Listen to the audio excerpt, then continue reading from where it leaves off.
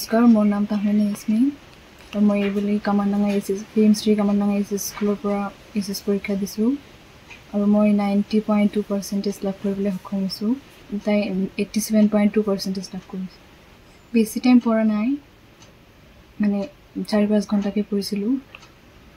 প্ৰথমতে মোৰ মাক দেউতাক তেখেতসকলে মোক বহুত হেল্প কৰিছে, বহুত ধৰণে সহায় কৰিছে, বহুত এনকাৰেজ কৰিছে মাক। আৰু লগতে মোৰ প্ৰিন্সিপাল ছাৰে বহুত হেল্প কৰিছে আৰু বাকী শিক্ষাগুৰুসকলে বহুত ধৰণে হেল্প কৰিছে। গতিকে এই ৰিজাল্টৰ কাৰণে আমি তেখেতসকলক কৃতজ্ঞতা দিব বিচাৰিছোঁ। মোৰ দেউতাৰ আৰ্থিক অনাটনৰ কাৰণে মেট্ৰিকৰ ৰিজাল্টৰ পিছত ছায়েন্সত এডমিশ্যন ল'ব পৰা নাই, সেইকাৰণে আৰ্টছত এডমিশ্যন লৈছোঁ। মই এতিয়া ইকনমিক্সত মেজৰ লৈ আকৌ গ্ৰেজুৱেশ্যন কমপ্লিট কৰাৰ পিছত তাৰপিছত চিভিল ছাৰ্ভিচৰ এক্সাম দিবলৈ ভাবিছোঁ। তেওঁলোকে যাতে বহুত ভালকৈ পঢ়ে আৰু মোবাইলটো যাতে বেছি ইউজ নকৰে আৰু ইউজ কৰিলেও যাতে ভাল কামত ইউজ কৰে, মোবাইলৰ পৰা আঁতৰত থাকে যাতে।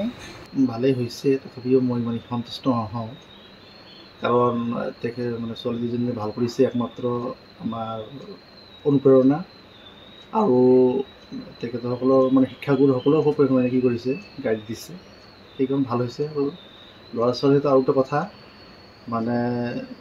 মোবাইলটো মোৰ এই ছোৱালী দুটাক ইমান দিন হ'ল মই চাওঁ যিবিলাক কলেজ ষ্টুডেণ্ট বা স্কুলৰ ল'ৰা ছোৱালী তেখেতে মোবাইল ইউজ কৰে সৰুৰে পৰা। একচুৱেলি দিব নালাগে, কাৰণ মোবাইলটো ভাল বস্তু, আকৌ বেয়াও বস্তু। তাত ভাল বেয়া দুটা আছে। ইজনে যিটো বাছি লয় যে ভাল বুলি ভালেই হয়, আৰু যিটো বেয়া হয় সেইটো বেয়াই ওলায় বাছি লয়।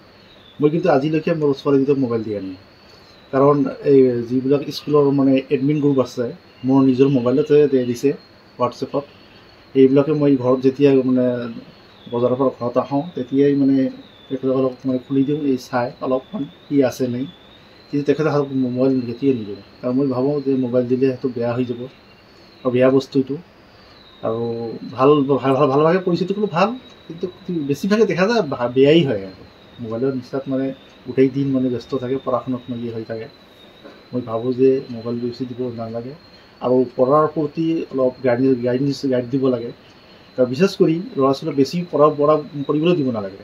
অতিৰিক্ত পঢ়িব দিলে এইটো মেণ্টেলিটিৰ ডিষ্টাৰ্ব কি হয়, অলপ বেয়া হৈ যায়। আৰু সেইকাৰণে অলপকৈ পঢ়িব দিলে আৰু টোপনি মাৰিব দিব লাগে। তাৰ ভিতৰত তেওঁলোকৰ গাইড থাকিব লাগে, চোৱাচিতা কৰিব লাগে। এতিয়া মই ভাবোঁ যে প্ৰত্যেক গাৰ্জিয়েনে ল'ৰা ছোৱালীৰ পিছত থাকি অলপ গাইড দিয়ে, কাৰণ তেখেতসকলক সুপথত পৰিচিত কৰিব পাৰে।